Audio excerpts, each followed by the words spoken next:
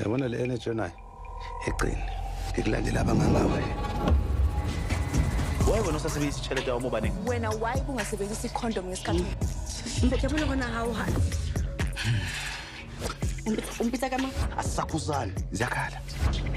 I'm gonna strip you naked. Try me. Better coming 40K. Hello everyone, welcome back to ASR, African Stories Realized. This is our weekly review of Adulting Season 3. Don't forget to like and subscribe. Let's get into it. Episode 3 picks up with Eric arriving at Mapaseka's place in the middle of the night. She questioned why Eric hadn't been answering his calls. Eric apologized and insisted that he had fallen for Mapaseka and that he will show her with his actions as she led him into the house. The couple went on a couple of dates and slept together, but there was an awkward tension between them afterwards as Eric rushed to leave despite Mapaseka insisting he should spend the night. Eric returned the next day where he met some of Mapaseka's friends, with one of them flirting with him after he helped fix her car. Mapaseka then paid Eric and his grandma a visit, after which Eric's grandma encouraged him to give himself to Mapaseka and allow himself to love her. At Mpho's place, Gail arrived with breakfast for him, and just as they were about to get busy, a text from Zitulele killed the mood, notifying Mpho that the twins' school fees had gone up. Gail was not sticking around to find out and left as Mpho tried to stop her. Mpho then got a visit from Zitulele as they argued about the outstanding school fees, with Mpho suggesting they should enroll the twins in a public school, which Zitulele rejected, reminding Mpho that it's not their fault that he has to support two homes. Gail came back to Mpho's place later, where the couple tried to sleep together, but unfortunately he couldn't get it up and mistakenly called her by his ex-wife's name. Gail completely lost it, storming out of Mpho's apartment as he once again tried to stop her. Mpho's troubles continued when his car engine died and Eric suggested it would take up to 100,000 to fix it.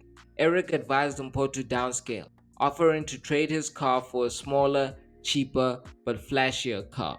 A blue Mini Cooper convertible to be exact, which Zitulele was not happy about when Mpho arrived to pick up the twins. Mpho told the shocked Zitulele that he was enrolling the boys in public school, insisting that he will not be forced to pay for school fees he can't afford. Meanwhile, Bonga paid his family a visit and reported Nkanyezi for refusing to give him an heir. Bonga's mother, uncle, and brother were not pleased, and Nkanyezi was summoned for a family meeting. Supported by her brother, Nkanyezi tried to defend her decisions to Bonga's family, but they were not satisfied, with a fight almost breaking out between Bonga's uncle and Nkanyezi's brother after he disrespected the Tembes. Bonga then suggested that the couple takes a break if they can't reach an agreement. Nkanyezi was shocked, but decided to leave with her brother as Bonga's family tried to comfort him. The following day, Bonga paid Nkanyezi a visit and confronted her for leaving their home, but the stubborn pair refused to compromise. The Gents then linked up at the club, where Bonga and Mpho vented about women and marriage. When Vuyani got home, Beth confronted him for spending 40,000 on his night out with the Gents, threatening to fire him from the club and take everything away if he doesn't learn to manage his money. However, Vuyani came back, asking Beth if he could buy her out of the club, but she laughed in his face and rejected the idea. The episode ends with a frustrated Bonga arriving in a hotel room where two women were waiting to hook up with him. Not one, but two women at the same time. Bonga went from 0 to 100, but we saw this coming. The man almost missed his own wedding because he was out partying. I feel bad for him though. We haven't seen him smile since the first episode. This is why it's important to know each other before you get married. Children, religion, sensitive things like that need to be discussed before getting married. And I think the newlyweds were in agreement until Nkanyezi got the job offer and blindsided Bonga. They'd already decorated the nursery, so I don't see why she couldn't do both like Bonga suggested. She's just too career focused. It's not even about money. I suspect she wanted the surrogacy all along.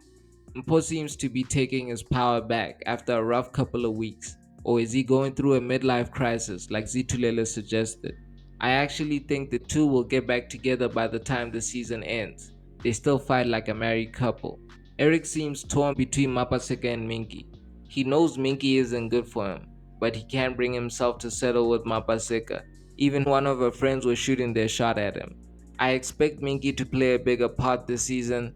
Maybe the liquor license they got for Vuyani might come with more strings attached. Speaking of Vuyani, him and Beth are on borrowed time. I agree that Vuyani needs to learn to manage his money better, but he's doing well as the club manager. Even Beth is starting to realize that he might be indispensable to the club. She can't really fire him, even if she wanted to. I'm sure Bonga would borrow Vuyani the money to buy Beth out, but would she accept it? She's too controlling and treats Vuyani like a child. I know that might come with dating an older woman, but she belittles him and patronizes him at every turn. Season 3 is coming along nicely as we head into the final 10 episodes, assuming we get the same amount of episodes as last season. Let me know how you think this season is going. We'll be back next week with another review. Don't forget to like and subscribe. This is ASR for the love of African filmmaking and storytelling.